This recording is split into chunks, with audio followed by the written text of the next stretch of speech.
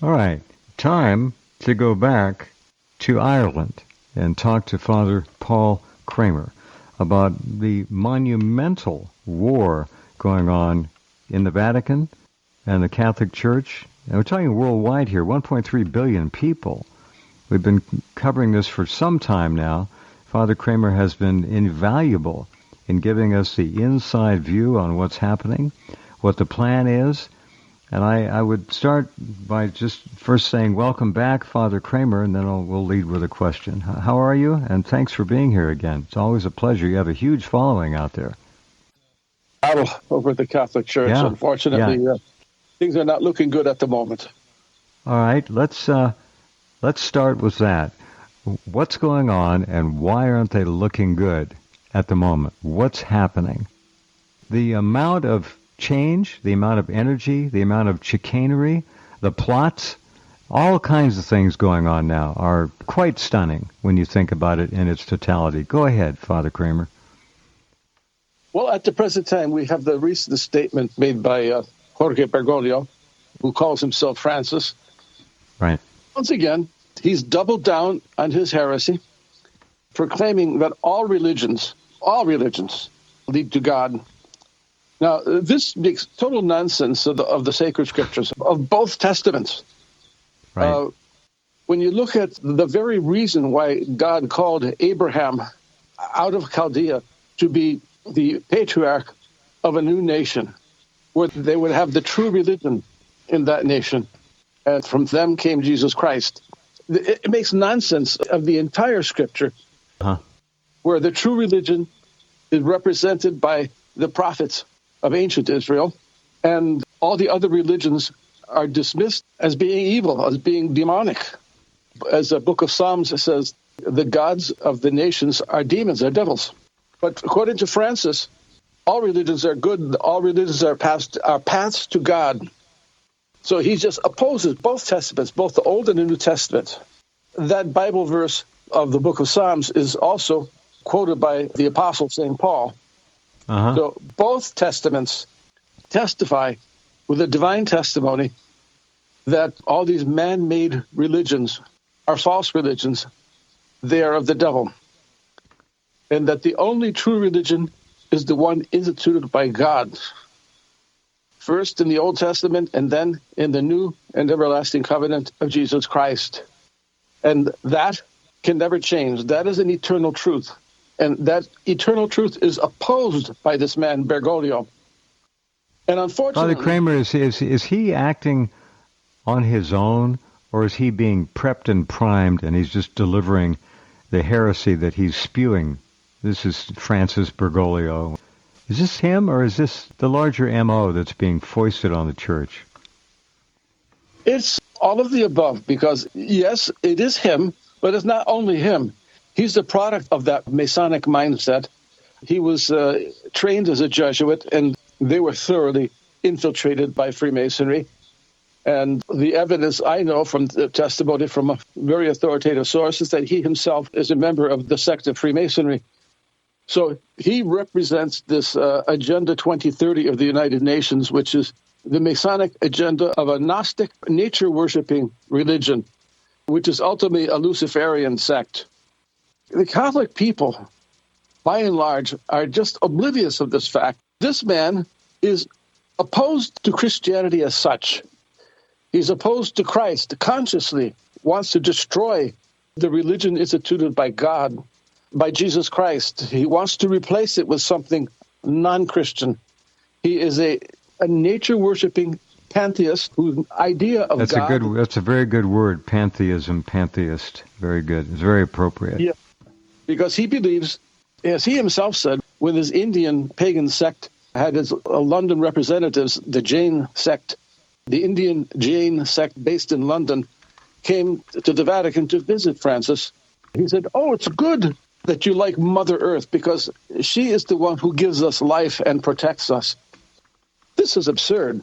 The sacred scripture tells us that it is God who created the world out of the void, and the world was without life, and it was God who created life on the earth, and it is God who protects us according to his provident wisdom. It is not nature.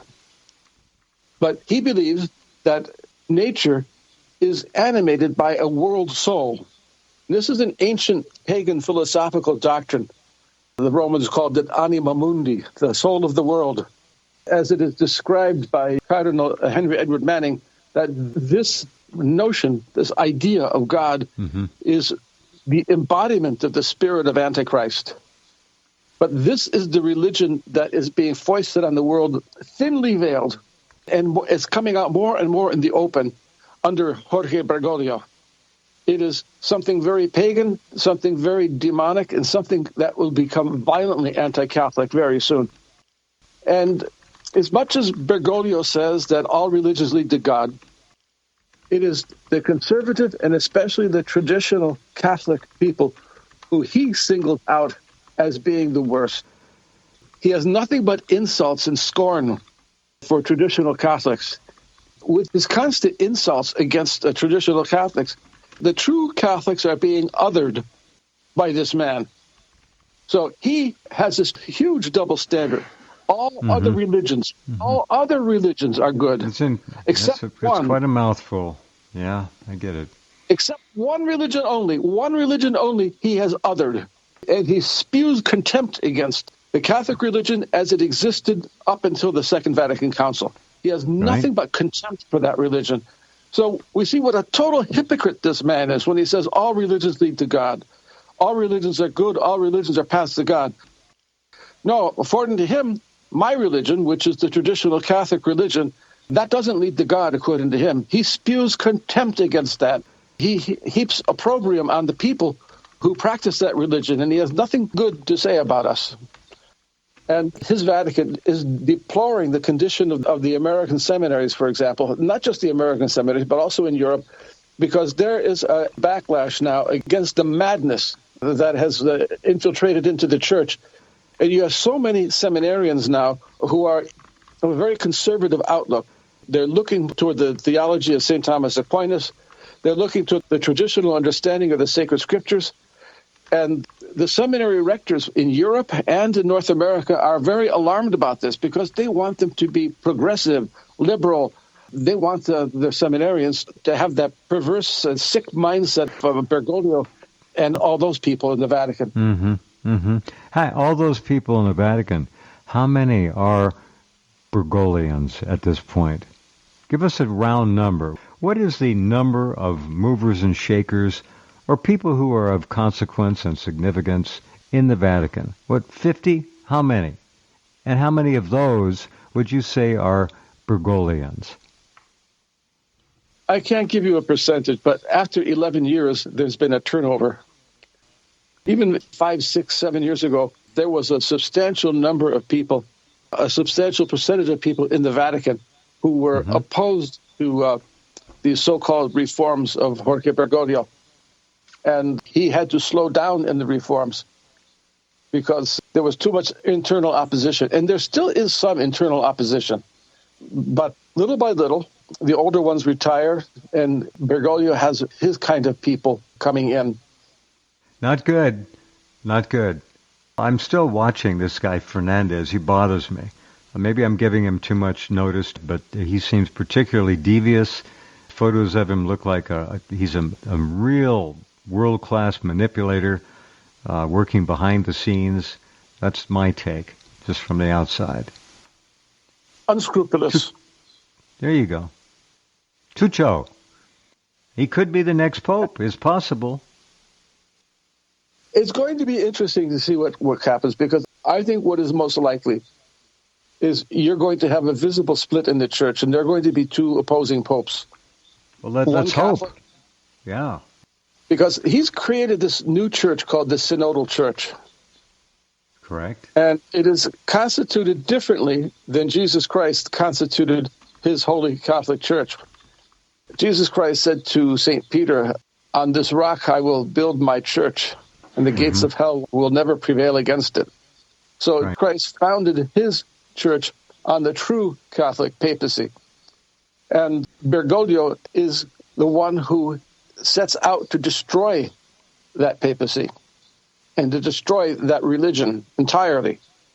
He is opposed to Catholicism, radically opposed to it, Mm-hmm. And this is something that the Catholic people and the clergy especially are going to have to understand.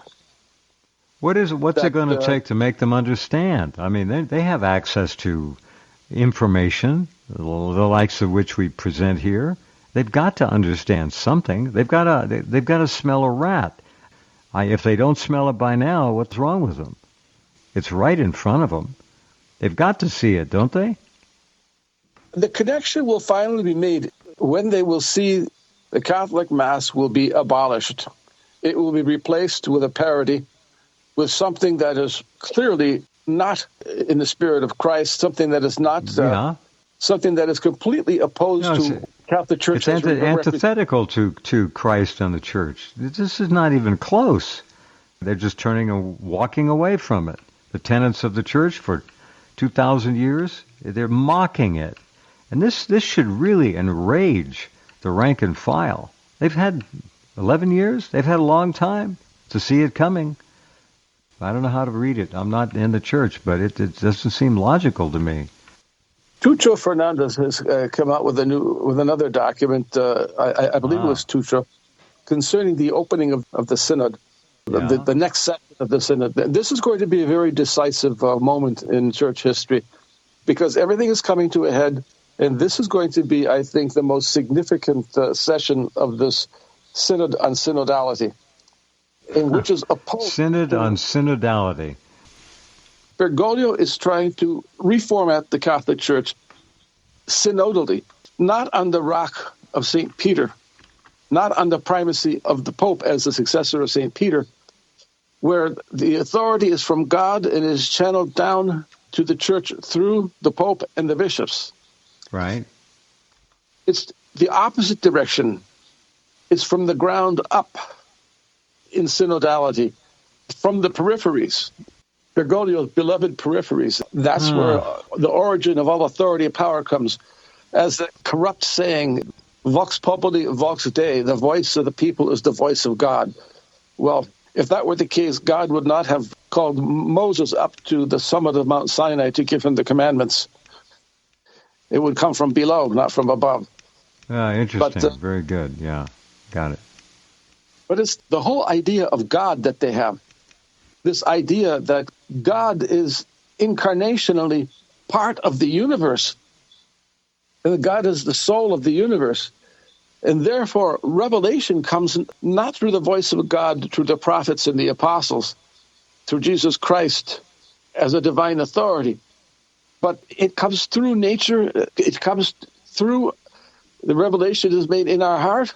It flows upward, and that the highest positions in the Church, they are only moderators, and basically they're there to rubber stamp what comes from below. So it's a complete opposite, a complete reversal of the authoritative structure of the Church as established and set up by Christ. It's a complete reversal. These are huge words. It is an inversion. Mm-hmm. A total inversion. For those who understand demonology, the telltale sign of the presence of the devil is inversion. Karl Marx, for example, was a practitioner of a satanic cult. That was explained well by Pastor Richard Wurmbrandt. I believe he was a Romanian. I forgot what church he belonged to, one of the Protestant churches of Romania. Okay. He wrote a book called Tortured for Christ, explaining his own ordeal that he went through at the hands of the communists. Mm-hmm. And he wrote another book that was called Was Karl Marx a Satanist? And he quotes the poems that Marx wrote, where he says, "See this sword, the Prince of Darkness sold it to me." Speaking also about he's going to smash humanity under the force of his enduring curses. These are the words of Karl Marx. Mm-hmm. And he always engaging in the practice of inversion. Everything is inversion. Mm-hmm. And that is the sign of the presence of the devil operating on the soul of a man and operating on his mind. Inversion is the work of the devil. For example, the satanic black mass starts from the end and goes to the beginning. And the satanic priest uses the Catholic mass vestments, but he wears them inside out. Everything is inverted. And we see this inversion with Bergoglio's New Religion. The whole idea, where does authority come from? It doesn't come from above, from God. It comes from below, from the peripheries. Well, it comes from even further below. It comes from hell. And that is the religion of worshiping the creature in the place of God, reducing God to a demiurgic type of principle, as if it were a divine principle that is the soul of the world, part of the universe, not the creator of all things, God, the creator of all things. The new religion of Bergoglio's Vatican is the total inversion of what Catholics profess with the most ancient formulas of the Creed, the Apostles' Creed, the Nicene Creed, God, Father Almighty, creator of heaven and earth, eternal Father of Jesus Christ, who is true God and true man. He came down from heaven. Jesus Christ says in the gospel, I came down from heaven. He's the one who brings us the new law. Just as God called Moses up to the mountain, high above, to receive the law from God and to bring it down to the people. Now, Bergoglio's idea is the reverse, the inversion. From below, everything goes upward to be rubber-stamped by the functionaries of the Vatican, who are simply carrying out the work of their master, who is the devil. Got it. How can it be that this is either being somehow shielded from the 1.3 billion masses of Catholics, or they're not paying due attention to it? They're not noticing what's happening. There should be outrage, I would think, all over the map. But I'm not hearing about it. What's going on?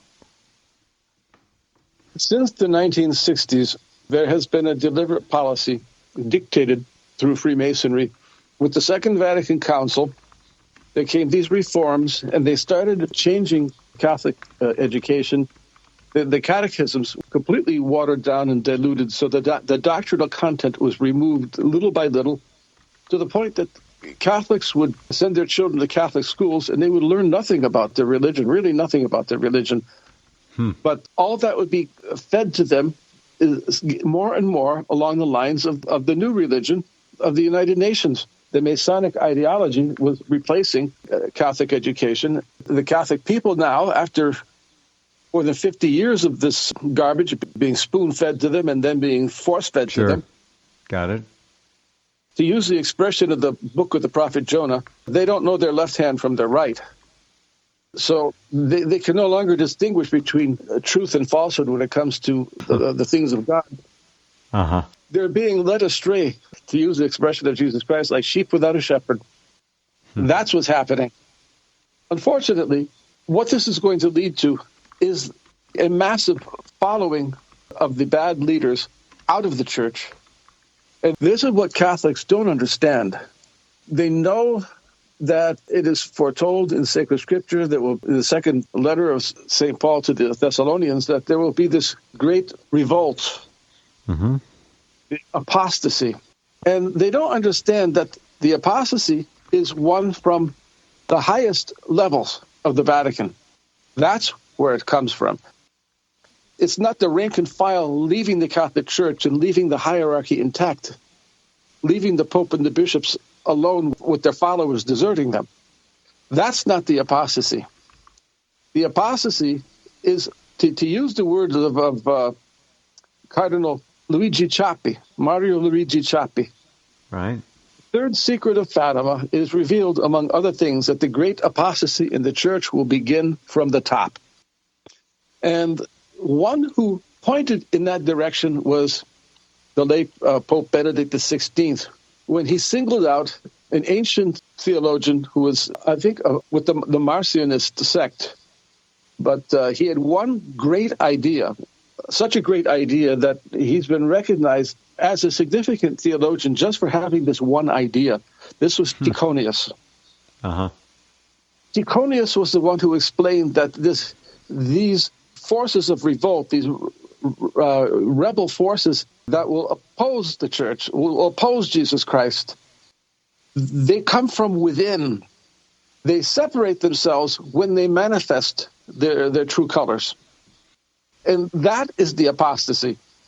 The apostasy from the top is when the leaders abandon the gospel of Jesus Christ, the revelation of sacred scripture, the apostolic tradition, when they adopt an alien ideology, a paganizing, demonic ideology, and give it Catholic window dressing to camouflage what it really is as best as they can, up to a certain point. But after a certain point, it becomes obvious.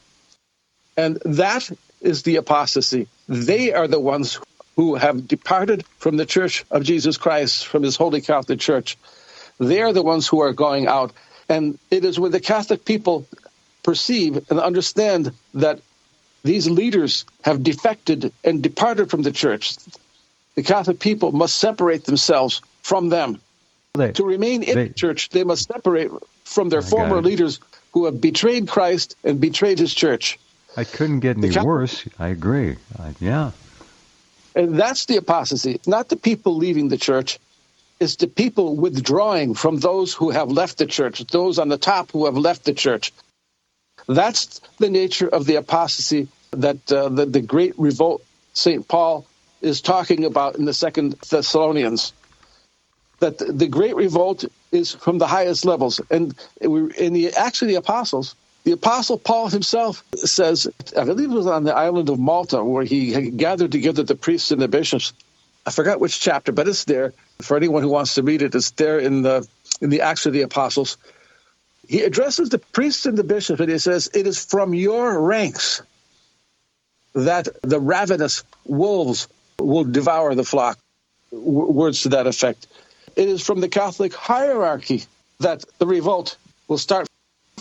It's not from the rank and file who leave the Church and leave the hierarchy intact, faithful to Christ. It is those higher up in the Church. They're the ones who defect into heresy. They're the ones who betray Christ and his holy gospel. They're the ones who lead the revolt. And it is the Catholic people, to be faithful to Christ, they separate themselves from those followers of the devil, from those heretics. How are they going to separate themselves?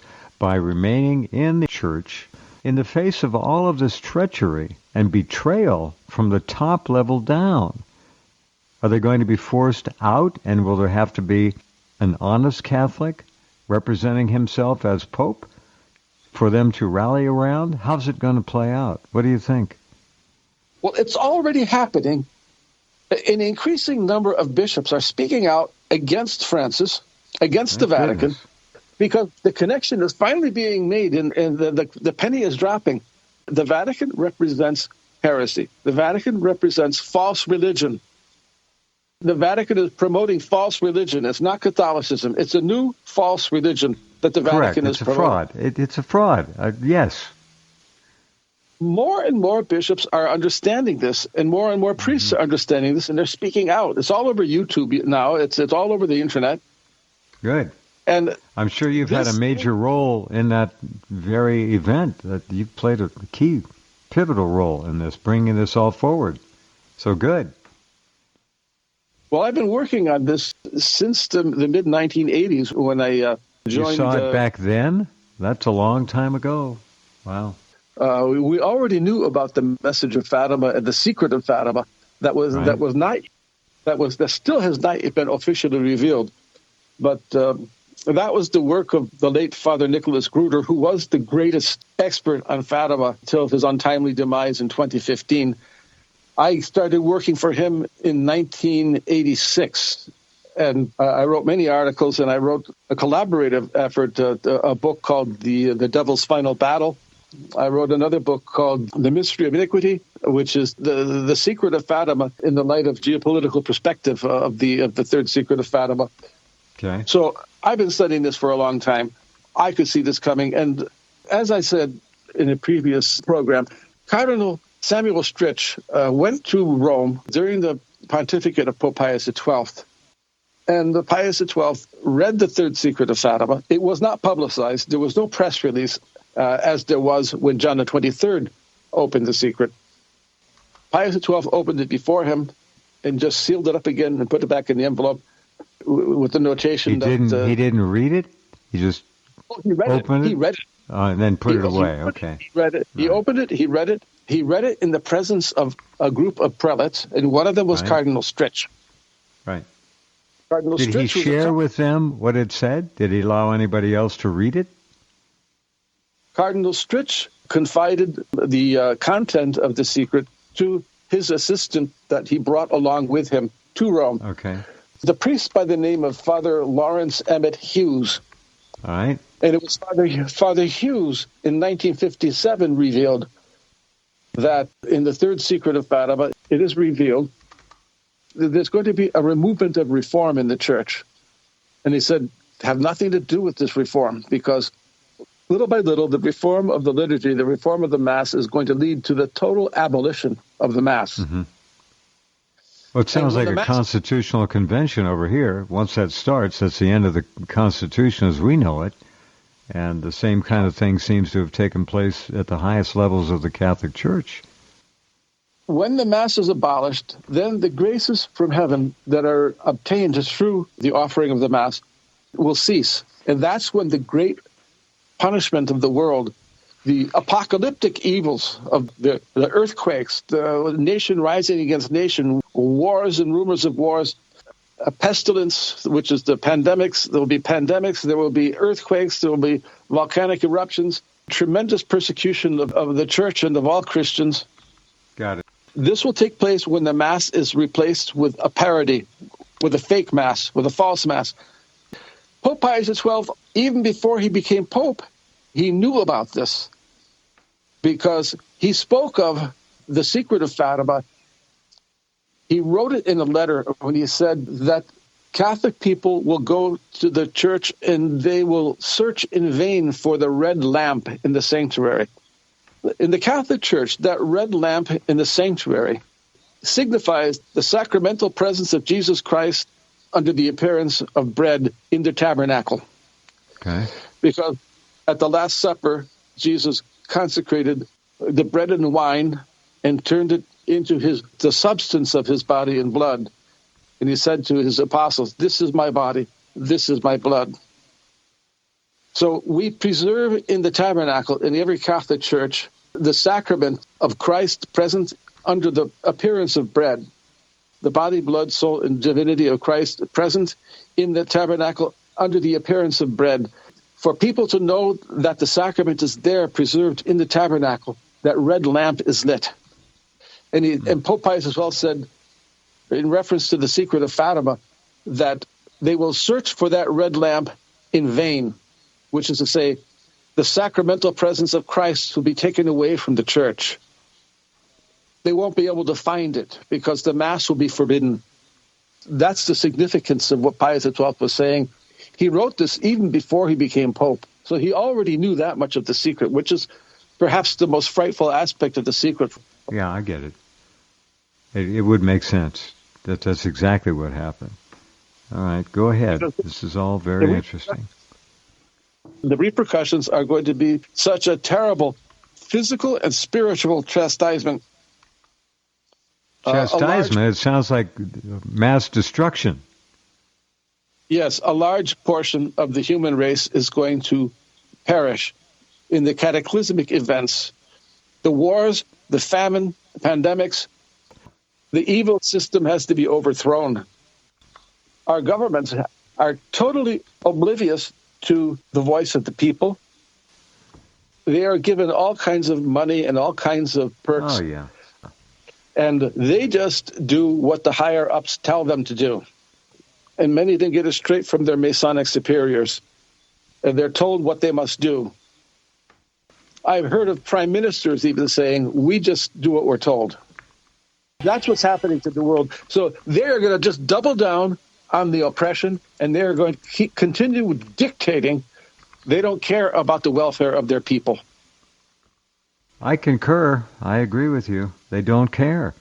It's very hard for the average person to understand how cold, immoral, ruthless, heartless these people are, and how they consider human life to be utterly expendable. How many died in the Zionist bankster World War II, for example? 100 million? We don't even know. They don't care. You're right. Father Kramer, thank you. And I do hope more and more of the rank and file wake up to the simple fact that their church, their religion is being ravished. You be safe, be careful, and thanks for everything. You are appreciated. You have a big following. Thank you. Thank you, too.